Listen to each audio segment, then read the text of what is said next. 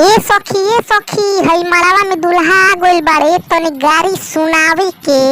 खाली बतिया करेला तू बचपन के, तोहर दुल्हा उमरिया बा बचपन के। तुमसे सुनर बड़ी दुल्हनिया हो, दुल्हनिया हो, लागे बेचियैला अपन बहिनिया हो, लेके पितरी के अइला नथुनिया हो, लागे बेचियैला अपन बहिनिया हो, लेके पितरी के अइला नथुनिया हो।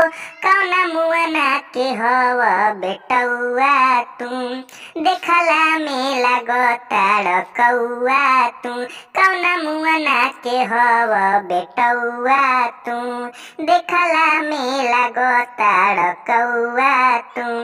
तोहर बिगड़ल बसारा रहनिया हो, रहनिया हो, लागे बेचियैला अपन बहिनिया हो, लेके पितरी के अइला नथुनिया हो, लागे बेचियैला अपन बहिनिया हो, लेके पितरी के अइला नथुनिया हो।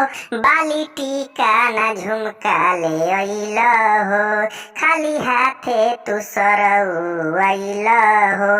बाली टीका ना झुमका ले अइला हो, खाली हाथे तू सरऊ अइला हो। कहाँ भूल गइल तू पैजनिया हो, पैजनिया हो, लागे बेचियैला अपन बहिनिया हो, लेके पितरी के अइला नथुनिया हो, लागे बेचियैला अपन बहिनिया हो, लेके पितरी के अइला नथुनिया हो।